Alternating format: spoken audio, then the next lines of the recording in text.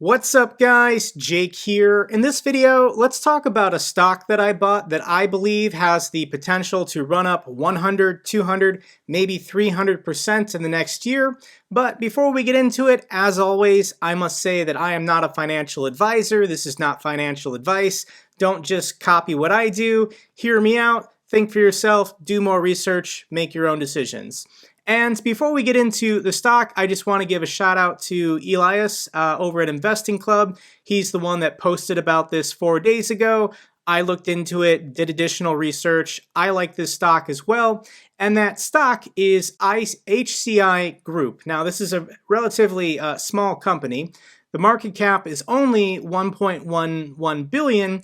And when you look at its past performance, it might be a little puzzling on the surface. This stock ran up huge between 2011 and 2013, up 700%. It then stayed pretty flat for almost 7 years. However, on news in the last year, since basically October last year, the stock is already up 175%. But I believe it does have the potential to go much higher. Looking at the technicals on Yahoo Finance, this is a very clear and strong uptrend. All 4 of the moving averages are lined up and have been lined up for quite a while. Anytime it gets close to that 20-day moving average, buyers step in. It then shoots up a little more. All of the technical indicators on a weekly or monthly basis show that this stock is in one of the strongest uptrends that you can find today. So before we get into the newsworthy events that's driving this stock up so much, let's first go ahead and evaluate the current fundamentals. Now, the current fundamentals aren't going to make sense. When you value this company simply on the numbers today, you're not factoring in the tremendous growth that this company could potentially see.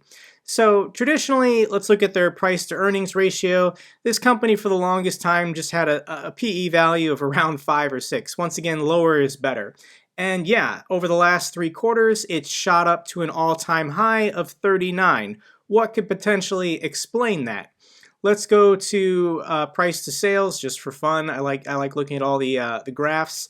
And yep, this company was under 1 for a long time, hovering in the price to sales ratio of 1. It's now shot up to 3.27, which you only see that with tremendous high growth companies. Price to free cash flow, once again, just going through them all, currently at 15. That's not too bad. So let's look at their revenue and profits. We're on the website macrotrends.net. If you're not familiar with this website, I use it because it's free. And for revenue, it's slowly been increasing a lot the last couple quarters. And you'll notice that it was pretty flat. When the stock price was flat, the revenue was flat. However, it's been upticking the last 4 or 5 quarters. When we go to net income, this is really good. This company turns a profit. So here is their profitability over the last basically 12, 13 years, and they've only had 2 quarters that were negative. We'll explain why these 2 quarters were negative in a second. Finally, I just want to show you guys for their fundamentals, shares outstanding. This company does do stock buybacks. So back in 2014, there were 12 million shares outstanding, and it's down to 8 million. So they've reduced the amount of shares outstanding by over 20% over the last 7 years. If you want to find this company and you Google HCI Group, the first search result is actually the HCI Group, and this is a digital healthcare company. That's not the stock we want. You want to go down to the second search result, which is HCI Group No The. And when you go to their website, they have basically 4 main divisions that are loosely related. It's a holding company: property and causality, real estate, Insurtech, and reinsurance. And if you want to look at their quarterly investor relations press releases, just Google HCI Investor Relations. The website will come up with the press releases, and I think it's very helpful if you look at their investor presentations. So if you go to Investor Information, click on Presentations, then you can get a hold of these PDFs, which is what they present to their investors every quarter. HCI is based out of Florida, and when you go through their investor presentation, once again, it's going to cover their 4 divisions. On this page is just a general overview of the stock statistics here. Something that really stands out to me is insider ownership. It's currently 22%. There's also been SEC disclosures that management for this company has been aggressively buying more of their own company stock. They're the ones with all the insider information, and they believe that even after HCI has run up over 100% in the last 6 months, they believe it is still going higher. So that's always a good sign when company insiders are buying more of their stock rather than selling it. So here we have HCI talking about delivering shareholder value, and this is very impressive. They've been profitable 53 of the last 55 quarters, and those 2 negative quarters were because of hurricanes hitting Florida. Since this company's inception, they've paid $117 million in dividends. They've done $185 million in stock buybacks, which is very impressive. And their 10-year average return on equity is 19%. Shares have more than doubled in the last 5 years and are up more than 1,000% over the last 10 years. So, I mean, if you had bought this company 10 years ago, I think, yeah, a 1,000% over 10 years is pretty impressive. But it's still going higher. Don't worry, guys. HCI's success so far, once again, just giving you their annual dividends per share, the dividend payout, shares repurchased, stockholder equity over time, return on equity, and even mentions here Hurricanes Irma and Michael made landfall in 2007, which is why they weren't profitable that quarter. The overview of HCI's business divisions is right here: property and causality, homeowners choice. This is homeowners and condominium insurance, primarily in Florida. Insurtech, which is TypTap. We're going to talk about this in a second. But the other 2 are reinsurance, Claudaha, and real estate, which is Greenleaf Capital. Real estate investment manager overseeing a portfolio of commercial properties. So it's primarily for companies within the group HCI. But the thing that is driving the stock price up like crazy is this company here, the Insurtech, which is TypTap. And this is a disruptive, technology-driven homeowners and flood insurance company. Nationwide expansion was announced in 2020, with first policy bound outside of the state of Florida in 2021.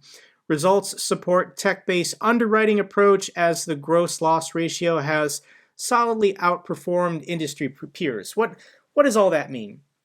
What it means is that TypTap is basically an app that you can download. You can take pictures of your house, fill out some questions, and there's an AI or algorithm, proprietary software to TypTap, that allows you to get an insurance quote that has been performing pretty well the last 5 or 6 years since this company started. So Florida was the testing ground for TypTap. How is it making so much money? Well, once again, it's taking into effect your neighborhood, your property value, stuff like that. But they're cutting out the middleman. There are no insurance salesmen. You don't need an insurance salesman to talk to on the phone or on a website or drive out to the house to do an estimate. Everything is contained within the app, which makes this service and this insurance type very profitable. Now, I've never heard of TypTap before, but that's because this insurance has only been offered in the state of Florida until now. And what's happening here is they're planning a nationwide expansion in homeowner and flood insurance policies. So once again, there's some nice charts here with analytics, technology, big data, and insurance AI giving these competitive rate quotes for people to have homeowner and flood insurance. So when TypTap was launched in 2018, did 15 million, I'm assuming, in policy revenue. 2019, it 4x'd and it expanded to 60 million. In 2020, it went to 100 million. A year later, by 2021, they increased their revenue to $200 million. Once again, a 100% increase. And once they launched nationally outside of the state of Florida, they're expecting by 2025 to be doing over $1 billion in premium, which is very impressive. So here is TypTap's expansion plan. Once again, they were just in the state of Florida until 2020. This year, they've expanded to the green states, South Carolina, Georgia, so forth and so forth. Phase 1 states, they've been approved for licensing expansion. So the dark blue is where they're heading next, probably as soon as they can or early 2022. And then the light blue is states that they've applied for approval. It's still pending. Once they get up and running in these states, then they're going to go nationwide. They're going to go to every other state's left on the map. So how is TypTap capable of expanding nationwide so fast? And we've got to go to this TypTap announcement press release. This is a supplement document.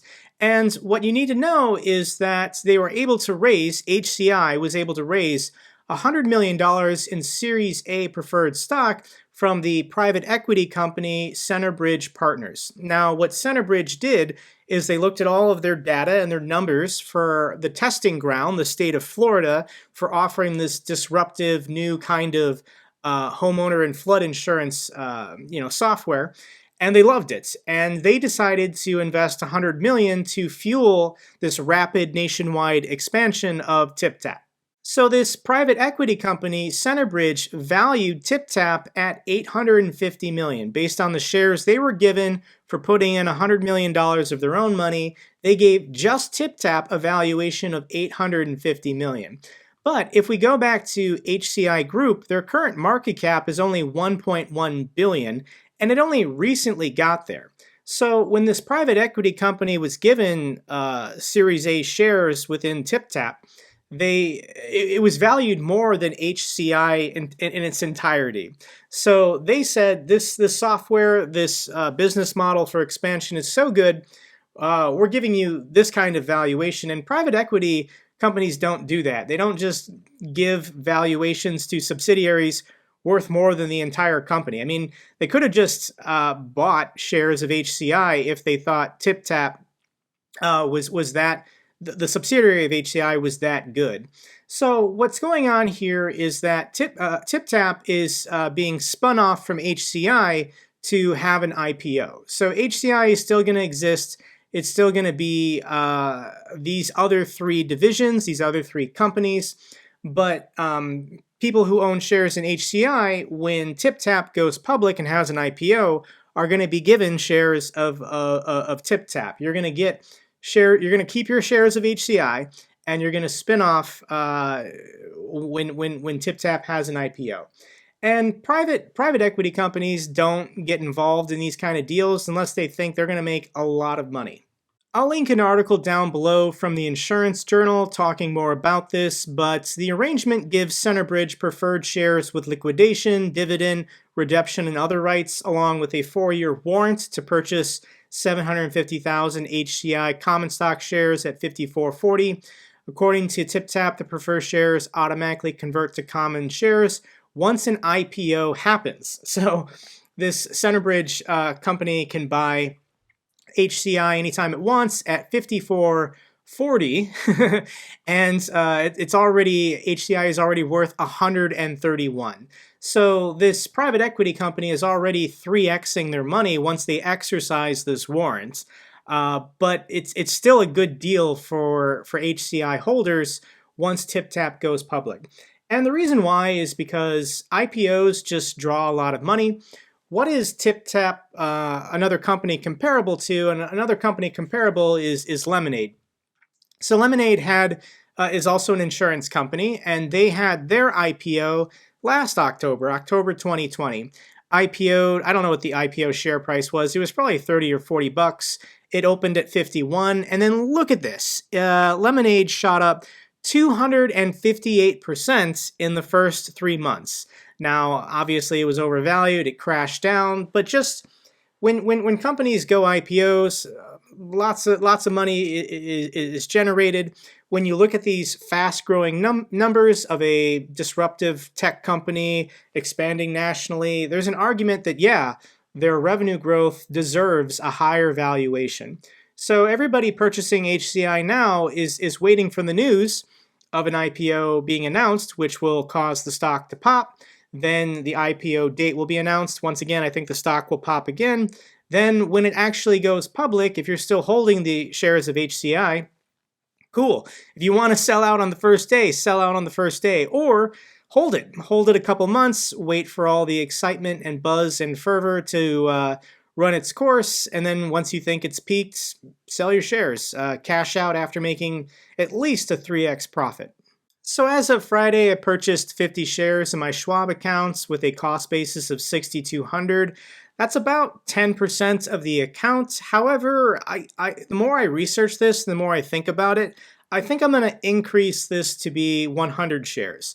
Now that's 20% of my Schwab account, but still only about less than 5% of my total holdings between my Robinhood and my Fidelity account. I view that as an appropriate size given how confident I am in this trade. Now, what are the risks? What are the downsides of this trade? And I think the first one being a hurricane could hit Florida, and then HCI would have to pay out a bunch of insurance claims. But we're already in late October. I know hurricanes can still hit the East Coast this time of year, but it's seeming less likely.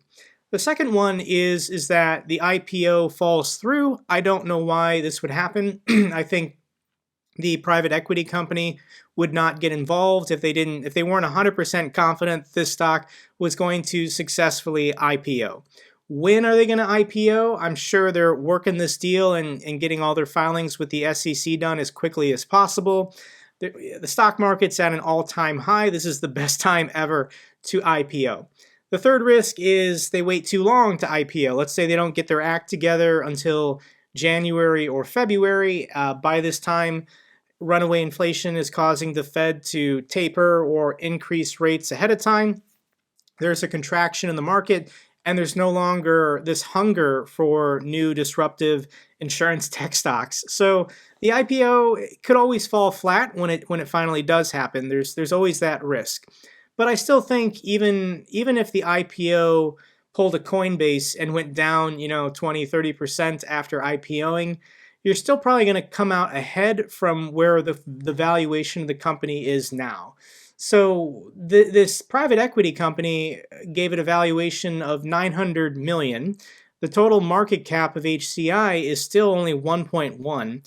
I would view, based on the expansion they're doing to another 49 states, at least this should be closer to $3 billion, which means the share price of this company currently being at 131, I think it's going to go over 300, probably in the next 6 months to a year. I don't plan on holding this any longer than the IPO, so what you guys want to do with it past that event, it's up to you. Okay guys, if you enjoyed this video, give me a thumbs up so the algorithm knows it's good. In addition, if you have any comments or questions or stock ideas like this one, let me know in a comment down below. I love hearing from you guys. Till the next video, take care.